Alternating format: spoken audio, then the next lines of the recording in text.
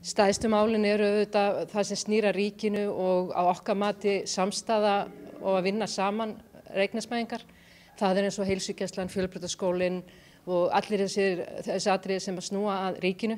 Það risamál og við þurfum að standa saman þvert á flokka og sem sveitafélag og standa með bænum okkar. Og í öðru lagi þá þessi gríðarlega fjölgun og það bara, við erum í vandræði með húsnæði núna og húsnæðisverð hefur rokið upp og við þurfum að hugsa til þess hvar ætlum við líka að setja þetta nýja vinnuafl sem að koma í sveitafélagið og það þarf að passa upp á það að dreifa því og síðan þau þetta innviðirnir að það brennur á bara svo ég nefni eins og íþróttafélögunum. Það þau geta ekki eins og tekið sum hver á móti fleiri iðkendum því að aðstæðan bara algjörlega sprungin og það okkar áskorun þá að taka boltan og vinna með þeim að framtíðaruppbyggingu. Allt þetta sem ég nefndi á undan, þessi 3 atriði og svo erum við líka að tala fjölbreytt atvinnulíf og það sem við hræðumst að það hræðir að við vorum með herinn hér og það var mjög einhæft atvinnulíf og við erum að horfa upp á það hvað að gerast núna með ferðaþjónustuna. Þannig að við segjum fjölbreytt atvinnulíf.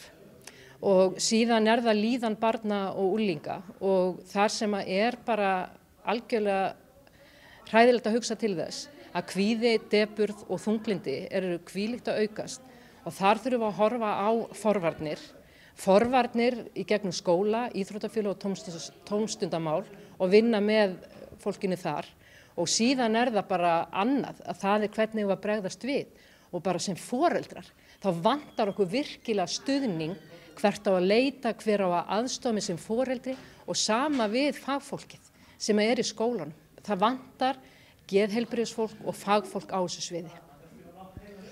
Ég segi það sama við þig og ég sagði við þig 2016-17.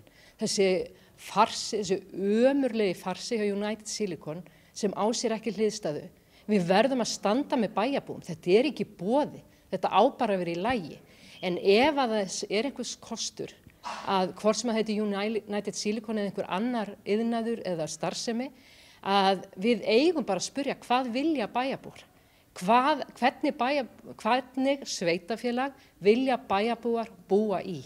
Og við Reykjanesbæingar verðum bara saman að vinna saman að því og hugsa það hvernig fjölbreytileiki viljum við í atvinnulífinu. Ég svo ánægð með Reykjanesbæ. Mér finnst þetta bara algjörlega frábært. Ég búin að vinna í Reykjavík í 20 ár, alltaf bý ég hér og við þurfum bara að horfa til tækifæranna sem hérna. Og eitt af því sem við höfum verið að horfa til grænn Reykjanesbær. Við erum bara svolítið í forystu, til dæmis með það að rafbílavæðast, flokka sorp og vinna að því að gera þetta bara algjörlega frábært sveitafélag. Við erum íþróttabær, við að vera tónlistabær og við erum það og við að sýna það út af við líka. Þannig að við að sýna allt þetta öfluga sem við höfum og það eru fá sveitafélag með þennan mannauð og þessi tækifæri.